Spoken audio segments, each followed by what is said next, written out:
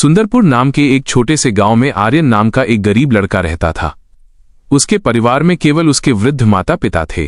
आर्यन का परिवार बहुत ही गरीब था। उनके पास न तो अपनी कोई जमीन थी और न ही खाने के लिए पर्याप्त संसाधन। आर्यन दिन भर मजदूरी करता और जो कुछ भी कमा पाता उसी से अपने पूरे परिवार का पेट भर लेता था। एक दिन आर्यन अपने माता पिता के साथ घर में बैठा था। उसके पिता रामपाल और मां सीता देवी अपने बेटे की हालत देखकर बहुत दुखी थे। रामपाल दुखी होकर, हमारे पास न तो अपना घर है और न ही अपनी कोई जमीन। हमारा बेटा दिन भर दूसरों के खेतों में मजदूरी करता है और उसे बहुत कम पैसे मिलते हैं। हम दोनों अपने बेटे पर बोझ बन रहे हैं। सीता देवी उन्हें सांत्वना देते हुए, परेशान मत हो रीमा। ओ मेरा मतलब है रामपाल, हमारा बेटा बहुत मेहनती है। भगवान सब देख रहा है। आर्यन ने कभी किसी के साथ गलत नहीं किया। वह ईमानदारी से मेहनत करता है। उसने बचपन से बहुत परेशानियां देखी हैं, पर उसने कभी हार नहीं मानी। एक दिन हमारा बेटा भी बहुत धन कमाएगा और उसकी सारी परेशानियां दूर हो जाएंगी। आर्यन अक्सर सोचता था कि आज भले ही उसकी किस्मत उसका साथ न दे रही हो, पर उसे यकीन था कि अगर वो मेहनत करता रहेगा तो एक दिन उसका भाग्य भी बदलेगा। एक दिन आर्यन जमींदार खड़क सिंह के खेत पर काम कर रहा था। खड़क सिंह पास के एक पेड़ के नीचे बहुत ही उदास बैठे थे। आर्यन अपने काम में लगा था, तभी उसने देखा कि खड़क सिंह बहुत ही चिंतित लग रहे थे। खड़क सिंह को उदास देख आर्यन तुरंत उनके पास गया। आर्यन, क्या हुआ मालिक? आप बहुत उदास लग रहे हैं। मुझे ऐसा लग रहा है जैसे आप किसी गहरी चिंता में हैं। कुछ हुआ है? मुझे बताइए, क्या पता मैं आपकी कोई सहायता कर सकूं? खड़क सिंह ने आर्यन की बात सुनी और गुस्से में बोले। खड़क सिंह गुस्से में, अरे तू मेरी क्या सहायता करेगा? तू खुद अपनी सहायता कर सकता है क्या? अगर तू किसी की सहायता करने के काबिल होता तो क्या तुझे 2 वक्त के खाने के लिए आज मेरी जमीन पर काम करने की जरूरत पड़ती? चल यहां से जा, अपना काम कर और मुझे परेशान मत कर। आर्यन, सेठ जी ऐसा नहीं है। ये सब वक्त वक्त की बात है। सब किस्मत का खेल है और इंसान को अपनी मेहनत पर विश्वास रखना चाहिए। आज भले ही किस्मत मेरे पक्ष में न हो, लेकिन अगर मैं ईमानदारी और लगन से मेहनत करता रहूंगा तो किस्मत भी एक दिन मेरी तरफ झुक जाएगी। आर्यन की बात सुनकर खड़क सिंह खुश हो गए। खड़क सिंह खुशी से, अरे आर्यन, तेरे विचार तो बहुत अच्छे हैं। तेरी बातें सुनकर मन को एक सुकून मिला है। इतनी परेशानियों में भी तू अपनी जिंदगी खुश होकर काट रहा है। आर्यन, सेठ जी ये सब मेरे पिता की सीख है। जब भी मैं किसी चीज के लिए अपने पिता से जिद करता तो मेरे पिता हमेशा मुझे यही समझाते थे, बेटा आर्यन, हमारे पास इतना धन नहीं है कि मैं तेरी हर इच्छा पूरी कर सकूं, लेकिन एक बात हमेशा याद रखना, जिंदगी भी मौसम की तरह होती है। कभी ये धूप की तरह खुशियों से भरी होती है, कभी ठंड की तरह कठिनाइयां लाती है और कभी बारिश की तरह परेशानियां आती हैं। खड़क सिंह, अरे वाह, लगता है तेरे पिता बहुत ही नेक इंसान हैं। किसी दिन मैं भी उनसे जरूर मिलूंगा। आर्यन, मालिक क्या हुआ है? आप एक बार मुझे साफ साफ बताइए।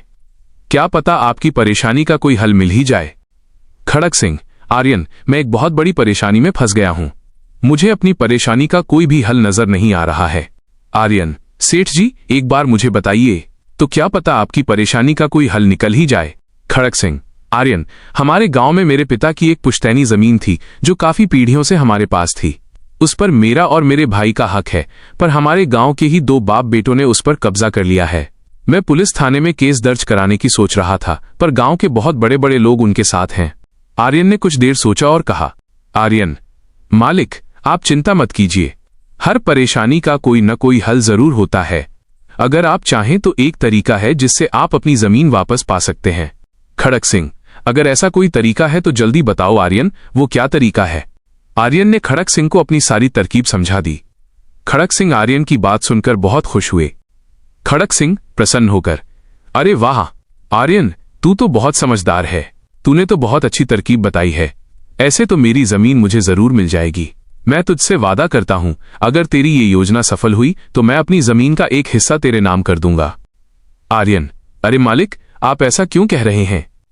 आप मेरे मालिक हैं। आपकी वजह से मुझे अपने घर के लिए 2 वक्त का खाना मिल जाता है। आपकी मदद करना तो मेरा फर्ज है। मुझे आपकी जमीन नहीं चाहिए। खड़क सिंह, आर्यन तुम बहुत नेक इंसान हो, कल से तुम इस काम पर लग जाओ। अगले दिन आर्यन जगत और विनोद नाम के उन बाप बेटों के पास पहुंच जाता है जिन्होंने खड़क सिंह की जमीन पर कब्जा कर रखा था। आर्यन, नमस्कार सेठ जी, मैं यहां से गुजर रहा था तो पास के लोगों ने बताया कि आपके यहां काम के लिए मजदूर की जरूरत है। क्या आपके यहां मुझे भी कोई काम मिल सकता है? जगत गुस्से में, अरे अरे, कौन हो तुम? तुमसे किसने कह दिया कि यहां मजदूर की जरूरत है? यहां किसी मजदूर की जरूरत नहीं है। आर्यन, सेठ जी, मैं एक मजदूर हूं, पास ही के गांव में रहता हूं, काम की तलाश में इधर उधर भटक रहा हूं। हर दिन कहीं ना कहीं काम मिल जाता है, बस उसी काम को करके अपना पेट पालता हूं। कभी खेती कर लेता हूं तो कभी कोई मजदूरी। जगत, ये तो ठीक है, पर हमारे यहां फिलहाल कोई काम नहीं है। आर्यन, सेठ जी, मैंने तो सुना है कि आप लोग इस गांव के सबसे बड़े जमींदार हैं। आपके पास बहुत सारी जमीन है, इसलिए आपके यहां हमेशा मजदूरों की जरूरत रहती है। इसलिए मुझे लगा कि यहां मुझे कोई ना कोई काम जरूर मिल जाएगा। जगत, अरे भाई, मैंने कहा ना, यहां किसी भी मजदूर की जरूरत नहीं है। आर्यन, सेठ जी, चलिए तो मैं चलता हूं। सेठ जी, आपके यहां तो कोई काम नहीं है, मैं अपने लिए कहीं और कोई काम देख लेता हूं। आर्यन वहां से जाने लगता है। तभी जगत और विनोद ने आर्यन को रोककर यह पता लगाने के लिए बोलता है कि खड़क सिंह ने आर्यन को उन लोगों के बारे में क्या बताया है। विनोद, अरे भाई, इधर आओ, शायद तुम्हारे लिए हमारे पास एक काम है।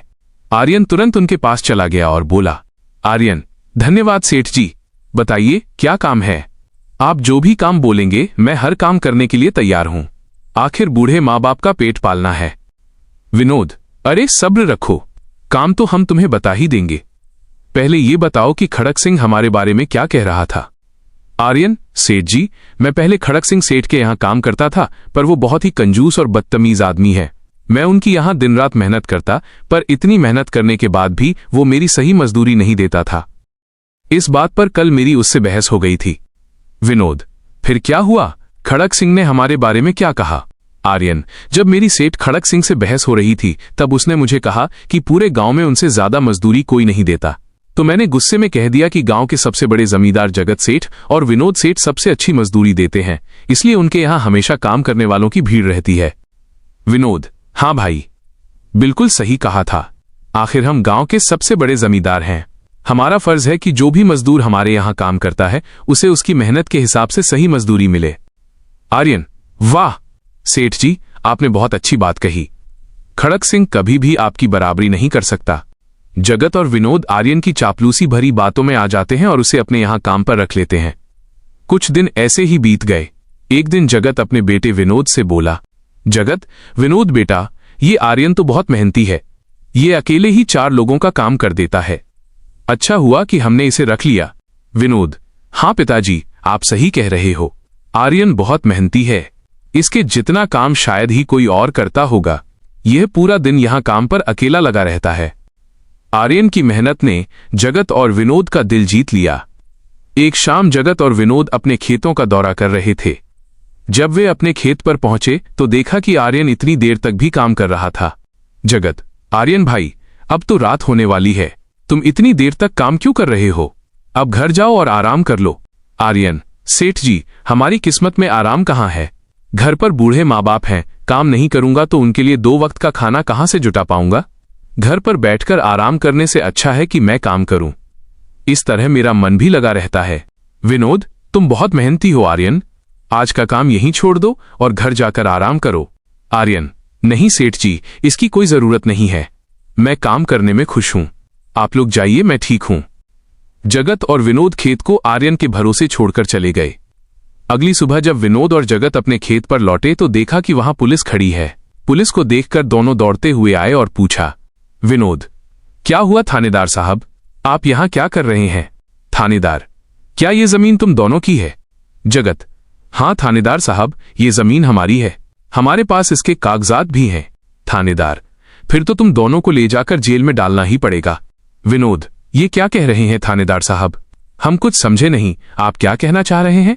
थानेदार, अभी तुम दोनों बहुत अच्छे से समझ जाओगे, वो देखो तुम्हारी जमीन से क्या निकला है। थानेदार के कहते ही दोनों बाप बेटे जब पलटकर देखते हैं तो वहां उनकी जमीन में एक लाश दबी हुई थी जिसमें सिर्फ कंकाल बचा था। ये देखकर दोनों बाप बेटे डर जाते हैं। जगत, थानेदार साहब, ये किसकी लाश है और ये हमारे खेत में कहां से आ गई? थानेदार, अब बहाने मत बनाओ, पहले लोगों को मारो, फिर उन्हें अपनी जमीन में गाड़ दो और अब कह रहे हो कि ये क्या है? जगत, नहीं थानेदार साहब, हमें नहीं पता कि ये सब क्या है, यह लाश यहां कैसे आई, हमें कुछ नहीं पता। थानेदार, अब झूठ मत बोलो, अगर फांसी नहीं हुई तो कम से कम तुम दोनों को उम्रकैद की सजा तो जरूर मिलेगी। फांसी और उम्रकैद की बात सुनकर दोनों बाप बेटे डर गए और थानेदार के सामने गिड़गिड़ाने लगे। जगत, थानेदार साहब, हम इस लाश के बारे में कुछ नहीं जानते। हमें नहीं पता ये लाश किसकी है और इसे यहां कौन गाड़ कर चला गया। इस मामले से बचने के लिए दोनों ने कुछ तरकीब सोचने की शुरू की। तभी आर्यन वहां आ जाता है। आर्यन, अरे सेठ जी, यह पुलिस यहां क्यों आई है? क्या हुआ है? आर्यन, देखो, पता नहीं कहां से हमारी जमीन में ये कंकाल आ गया है। आर्यन, मालिक, ये कंकाल यहां कहां से आ गया? ये तो बहुत गंभीर बात है। जगत, हाँ आर्यन, पता नहीं ये कंकाल यहां कहां से आया है और थानेदार साहब को लगता है कि इसे हमने यहां मारकर गाड़ा है। अब तू ही कोई उपाय सोच जिससे हम इस परेशानी से बच सकें। तीनों को आपस में फुसफुसाते देख थानेदार ने कहा। थानेदार, अब कोई तरकीब मत बनाओ। तुम दोनों बाप बेटों में से कोई एक तो जरूर जेल जाएगा। अब तुम ही तय करो जेल कौन जाएगा। विनोद, थानेदार साहब, थोड़ा सा समय दीजिए, हम तय कर लें कि जेल कौन जाएगा। थानेदार, मैं बस 5 मिनट देता हूं, जल्दी से फैसला करो कौन जाएगा जेल। आर्यन, जगत और विनोद थोड़ी दूरी पर जाकर बात करने लगे। आर्यन, देखो मालिक, दोनों के फंसने से अच्छा है कि कोई एक फंसे। अब सोचिए कौन जाएगा। जगत, हम दोनों में से कोई भी जेल नहीं जाना चाहता। आर्यन भाई, कोई उपाय सोचो जिससे हम दोनों इस मुसीबत से बच सकें। आर्यन, मालिक, एक बात कहूं, इस कंकाल को देखकर ऐसा लगता है कि इसे काफी महीने पहले जमीन में दबाया गया होगा।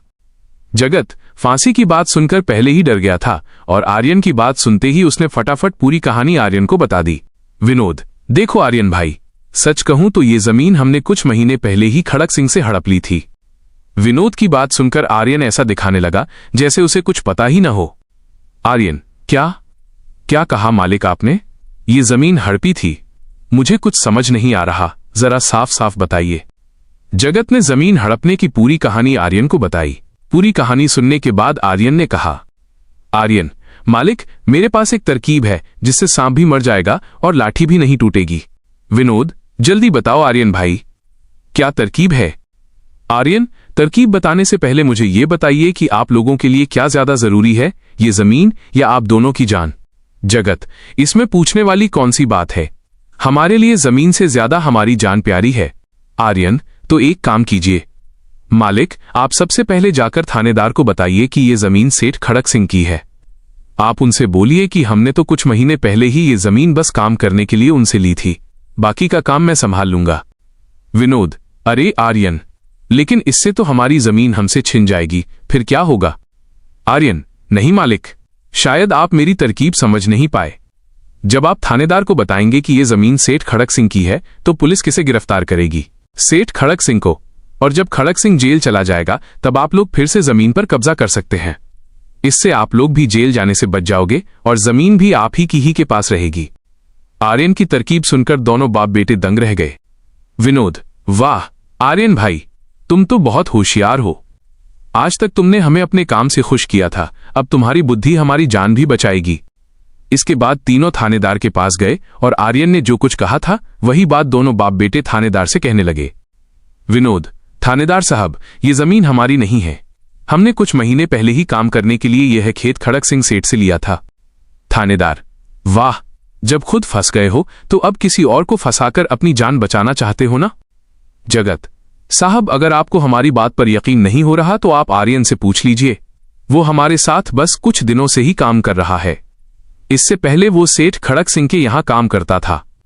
बोलो आर्यन, ये जमीन किसकी है? आर्यन, थानेदार साहब, ये जमीन सेठ खड़क सिंह की है। जगत सेठ और विनोद सेठ ने तो बस कुछ समय से इस जमीन पर खेती कराना शुरू किया है। आर्यन की बात सुनकर थानेदार ने विनोद से कहा, थानेदार, सेठ खड़क सिंह को बुलाने के लिए कहो। आर्यन तुरंत जाकर सेठ खड़क सिंह को बुला लेता है, परंतु खड़क सिंह अपने साथ गांव के सरपंच को भी अपने साथ ले आता है। थानेदार, सेठ खड़क सिंह, आर्यन ने जो कुछ कहा था वही बात दोनों बाप बेटे थानेदार से कहने लगे। थानेदार के कहने पर सरपंच ने जगत से कहा, जगत, अब बताओ ये कंकाल यहां कैसे आया? तुमने किसे मारकर यहां गाड़ा है? जगत, अरे साहब, ये तो नकली कंकाल है, इन दोनों ने मिलकर मेरी जमीन हड़प ली। मैंने और आर्यन ने मिलकर ये तरकीब सोची थी ताकि इन दोनों से सच निकलवा सकें। खड़क सिंह की बात सुनते ही दोनों बाप बेटों के पैर तले जमीन खिसक गई। आर्यन, ये हम दोनों की साजिश थी, इन लोगों के मुंह से सच निकलवाने के लिए। आर्यन को इस योजना में शामिल देखकर दोनों बाप बेटों को समझ आ गया कि ये सब सेठ खड़क सिंह, आर्यन और मोहन नहीं, यहां मोहन नहीं बल्कि सरपंच की मिली भगत थी। दोनों बाप बेटों के पास अपनी गलती मानने के सिवा कोई चारा नहीं था। विनोद, हमें माफ कर दीजिए सरपंच जी, हम लालच में आ गए थे, हमें माफ कर दीजिए। हम आज के बाद ये गलती कभी नहीं करेंगे और ये जमीन भी सेठ खड़क सिंह को वापस दे देंगे। जगत और विनोद दोनों सरपंच और सेठ खड़क सिंह से माफी मांगने लगे। दोनों को इतना गिड़गिड़ा देख खड़क सिंह ने उन्हें माफ कर दिया। सरपंच ने भी उन्हें जेल नहीं भेजा और सेठ खड़क सिंह ने अपना केस वापस ले लिया। खड़क सिंह, ठीक है जगत, कोई बात नहीं, मैंने तुम्हें माफ किया। बस याद रखना कि एक जमीन के टुकड़े के लिए तुम अपनों के साथ कभी गलत नहीं करना। बुरे समय में तुम्हारे अपने ही तुम्हारे साथ खड़े होंगे। जमीन का क्या है, कभी मेरी तो कभी तुम्हारी। आखिर में सेठ खड़क सिंह ने आर्यन को जमीन का एक हिस्सा दे दिया और उसे जमीन का मालिक बना दिया। खड़क सिंह, आर्यन, जैसा कि मैंने वादा किया था, जिस जमीन पर तुम काम कर रहे थे, आज से वो जमीन तुम्हारी है और अब तुम उसके मालिक हो। आर्यन, नहीं मालिक, इसकी कोई जरूरत नहीं है। खड़क सिंह, याद करो आर्यन, तुमने मुझसे क्या कहा था, बस मेहनत करते रहो, एक दिन तकदीर का दरवाजा जरूर खुलेगा। तो समझो, तुम्हारी तकदीर का दरवाजा खुल चुका है और अब तुम भी जमीन के मालिक हो। अब से तुम्हें किसी और के यहां काम करने की जरूरत नहीं पड़ेगी। इस तरह आर्यन ने अपनी मेहनत और बुद्धि से सेठ खड़क सिंह को उसकी जमीन वापस दिलाई और दोनों ठगी करने वाले बाप बेटों को भी सबक सिखाया।